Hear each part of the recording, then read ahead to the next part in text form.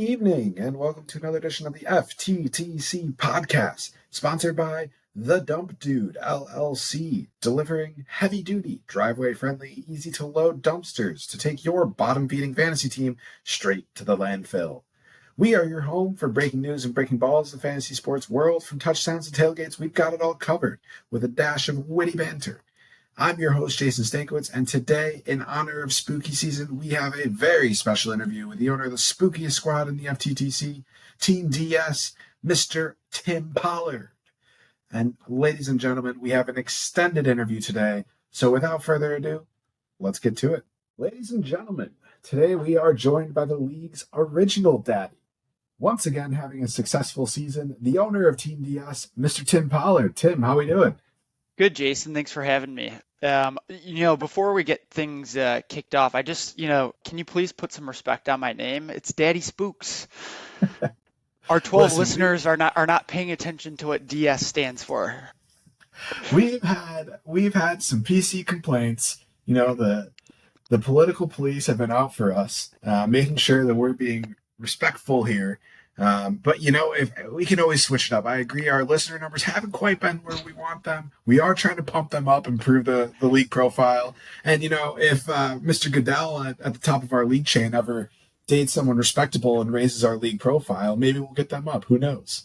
Who knows? Well, you know what? Maybe this groundbreaking interview will help get those numbers up too. But, thanks for having me. I can't even imagine a better way to kick off Halloween weekend than having King of Spooks, Daddy Spooks, on your podcast. So I'm honored to join the last weekend of October, and I'm looking forward to your questions.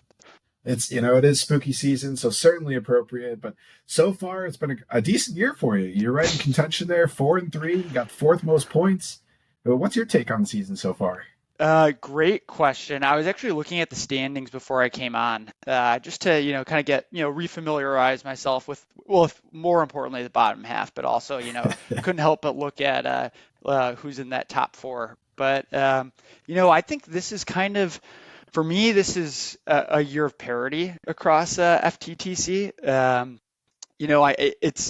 I think there's a couple top squads, and then I think there's kind of two or three teams that are really shitty and jump off the page. Sneaky Pete, Naz Roadrunners, Strickland Propane acts like he has a bad team, but his team's actually good. And then there's teams like you and I. There's 6 or 7 teams kind of squarely in the middle. We might win some weeks, might lose some weeks, but we're right around, hovering around that 500 number.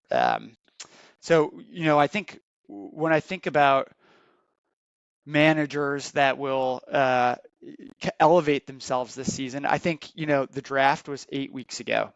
Throw that out. Now it's about making moves on the wire. And you may or may not be talking to a manager that has only spent his fab on defenses and tight ends. But hey, there's going to be some teams that do that. But yeah, no, I think it's the main theme is parity outside of the couple good ones and the couple stinky ones.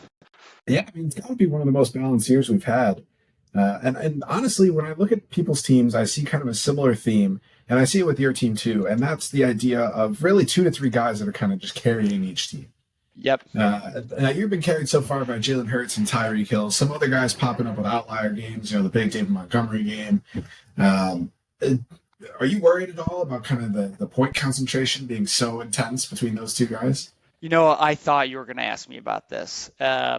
I would say I've taken, I'm a basketball fan, Jason. I've taken that, big 3 approach to roster construction. So for me, that was going out and getting Tyreek Hill with the 5th overall pick. That was drafting Jalen Hurts probably a little early, but in the late 2nd round. And then, my third guy was shaping out to be David Montgomery. We'll see. But yeah, I would say there's probably no team in the league that has relied on one superstar player more so than I have with Tyreek Hill. But hey, I read something that I think Tyreek Hill is having the 2nd best fantasy season through 8 weeks or whatever in the 21st century outside of '07 Moss. Not Wow. not not a bad not a bad player to or season to be compared to. Um, you know, will I win any games if that red question mark or that red Q next to his name lasts until Sunday or lasts past this week? Probably not. But we've got our staff warming up that hip, and I think he'll be ready to go Sunday, and I'm not too worried about it. I think Tyreek himself said he's good to go. So I don't know that there's too much to worry there. But I mean, those are some crazy numbers he's putting up. And you got to think he could be up there for contention MVP if things keep going the way they are, because that man is throwing down. Yeah, it's kind of, I would say it's probably him or McCaffrey. Um, and the only reason I would actually, lean towards Tyreek would be he didn't cost the same, draft capital that McCaffrey costs. Like you basically needed well, I guess in our league, Steve took him third, which is ridiculous. But you probably should have gone second or Yeah. realistically first. Whereas Tyreek was in the middle of the first, you had to have a good eye to spot his value in the first round this year. So it required some skill. But yeah, no, I definitely think he's in the running for MVP. In the running for LVP, I don't know what Ramondre Stevenson's doing out there. DeAndre Hopkins in that London game, I think notched one catch for 20 yards across like 8 targets or something. So, I've had some shitty picks, but Tyreek's definitely, what's the phrase? Like a rising tide lifts all boats or all ships or whatever. It's definitely the case with DS this year. I mean, he's certainly carrying you. But on the topic of least valuable players, we're going to do a little bit of a survey a little bit later on in the year. But I do want to talk about people who've struggled this year. We talked about the amount of parity that we have, and obviously there's an element of luck in fantasy. But whose performance, in your opinion, has been the most embarrassing thus far Across the league, across the league? um, I mean, I like what's going on with the Roadrunners of Naz. Like, I'm just, I know there's a certain spook, kind of, a ghost, a haunt floating around that team ever since last year. But I thought I thought this was a championship manager. I don't know what's going on over there. That team has been pretty brutal most of the year, and even when he gets guys with points, it seems like he's making the wrong decision. Chris Godwin on the bench last night, 15 points. That was a bit of a head scratcher, if I'm being honest. Looking at who else he's throwing out there, clearly he's made some bad decisions. He's not afraid to make a move, though. I will say, the Bijan trade, getting Tua in there for a while. He was starting Russ. Uh, So I mean, he's reconstructed. He's reconstructed the squad a bit. Actually, I did not like the Kittle trade. I think Kittle is very touchdown dependent. I'm just looking at his squad right now. Well, here let's do this actually real quick, because we were going to get to this as a little bit of a segment in a second, but I want to play Grade This Trade because we've had some big deals here in the past week or so, and Naz obviously has been involved in both of them. So the first one I want to do is the first trade that we had, which was Naz sending Cooper Kupp and Kareem Hunt to Sneaky Pete, and then Sneaky Pete on the reverse side getting Tyler Algier, Bijan, and or sending Algier, Bijan, and Tua to Naz. Yep. But what that effectively made the trade was DJ Moore and T. Higgins to Vic Vinegar, Cooper Kupp, Kareem Hunt to Sneaky Pete, and Tyler Algier, Bijan, and Tua to Naz. So a pretty complex three-way if you want to look at it that way, but who's your winner of that deal? That's a great question. I'll tell you what, I think the player or the manager who probably received the most value as of now is Sneaky Pete. I love Kupp this year. I love the acquisition. I think he listened to some of his haters, including myself, after that. The first leg of the trade with Trevor this year was one of the, I know I had posed a question last week. What was the worst, trade of all time? And fourth time's the charm. That's if Sam truly didn't shoot himself in the foot with that shitty Jamal Charles trade, like Sneaky Pete would be right there. Yeah, yeah. The other thing, Sneaky Pete, if he doesn't make that trade, like my scouting department had Sneaky Pete as an auto win in week 12 of this year when I play him again. Yeah, I think everyone does. Yeah. I think he has, I don't know how he has 3 wins. I think he has truly the worst team on paper. But the Cup acquisition, helps. But, I notice he's starting Kareem Hunt, he's starting Alexander Madison still. Like, he can't feel good about that. No, like, he can't feel good about it. No, but I would say somehow turning that trade into turning it around and getting Cup. You know, at the end of the day, it was a D- with the first leg, and now it's weighted average across the 2 trades. He's at a B, but he's really relying on Mr. Cup to do a lot of the leg lifting there. I think that's probably fair. I agree with you. I think Sneaky Pete honestly saved his season with this trade. I think otherwise, the original trade that he made with Mr. Kinsey absolutely handcuffed his team this year.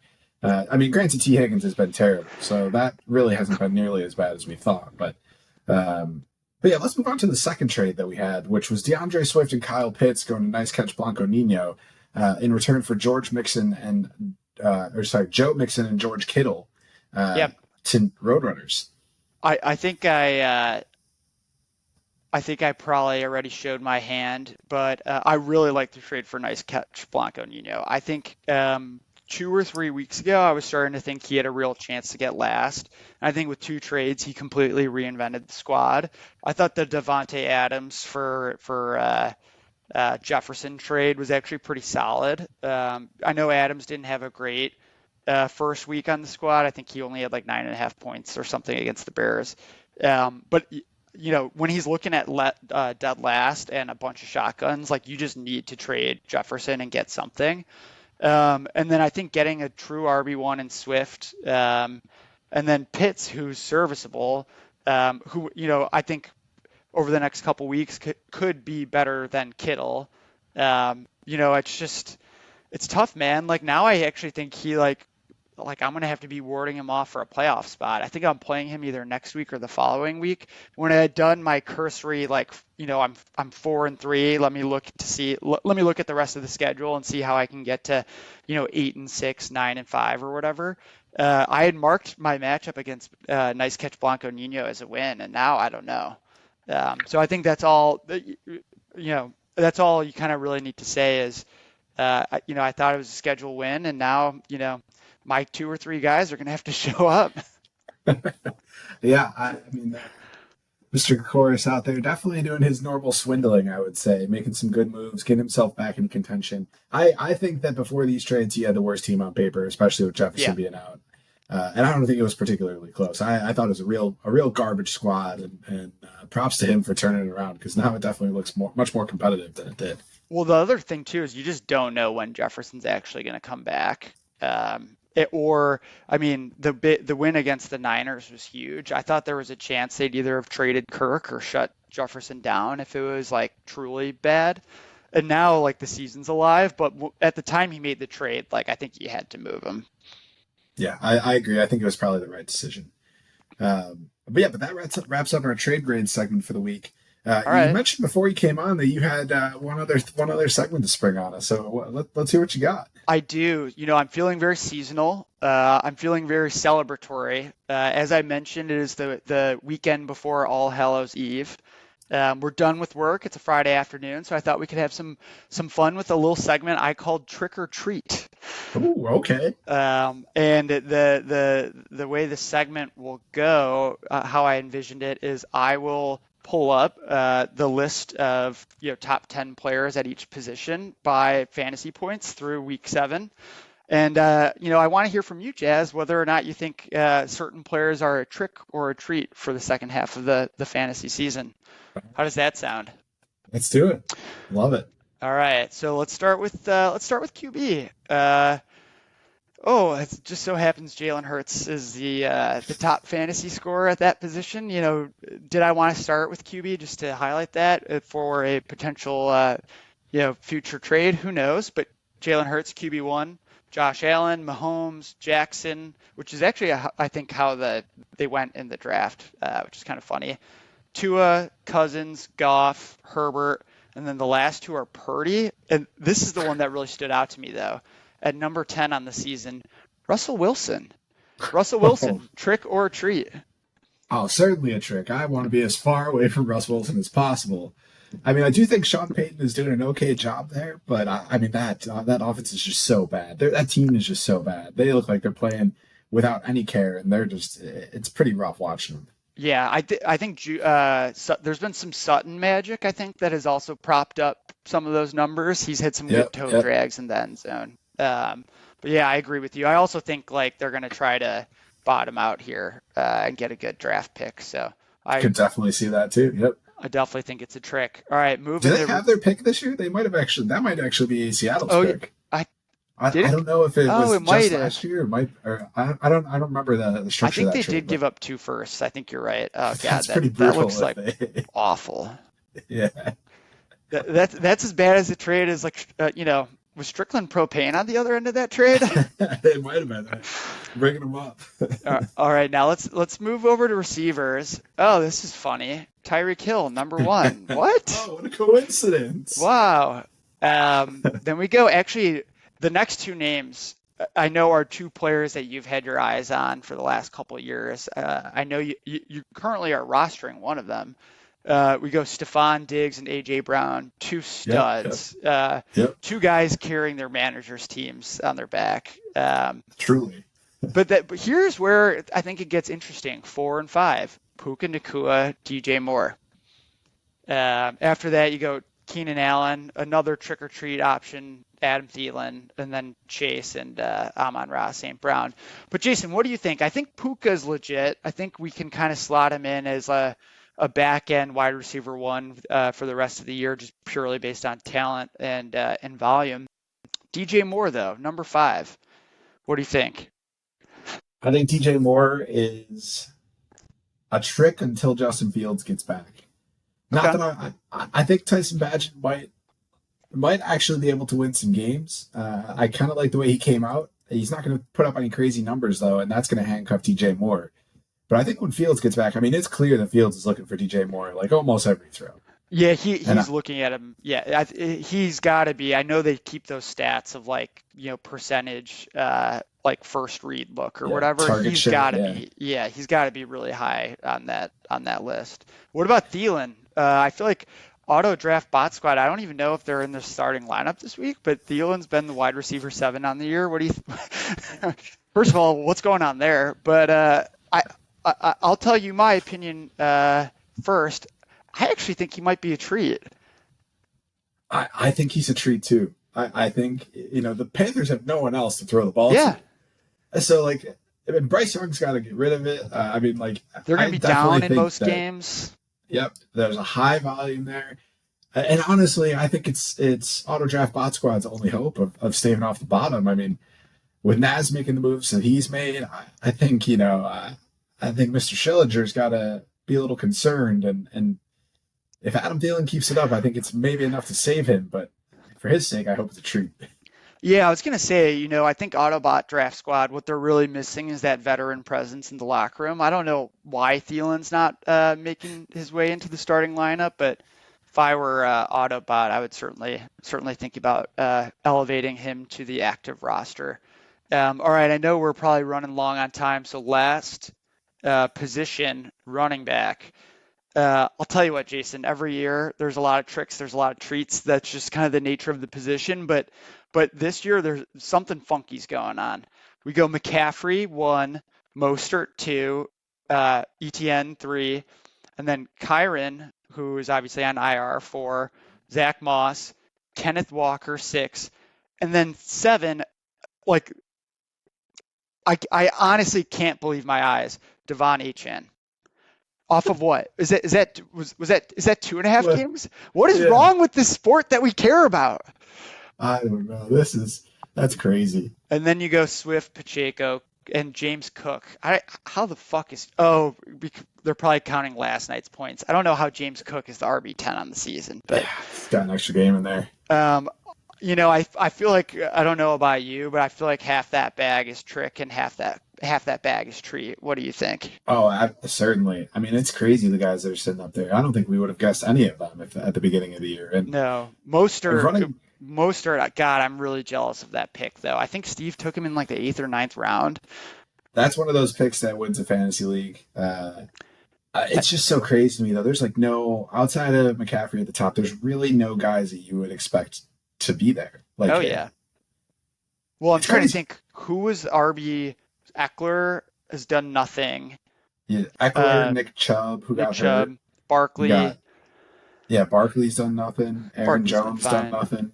Yeah. You know what? So just not to pump up other managers, these two certainly don't need it. They're flying high already. But Vic Vinegar, a lot of haters came out of the woodwork, but ETN, RB3 on the season. A lot of people thought Big Dick Vic. And then, cocky Nate certainly doesn't need to hear this either, but Kenneth Walker, 4th round pick, I think that's a treat all year long. And I was jealous the second he made that pick. He's, Mike's lucky charm. He's definitely made a few great picks this year. And honestly, if that Jefferson trade works out for him, maybe it's his year, but I think a huge risk making that trade. But yeah, I mean, getting Kenneth Walker there, the ETN pick, all these picks look great, right? Because of the way that they've turned out, and credit to those managers. I agree. It's not a small sample size though. 7 weeks in, they've performed well, and looking at their schedules, I would literally kill to have one of those players on my squad. Instead, I've got Chuba Hubbard and the ghost of Darrell Henderson.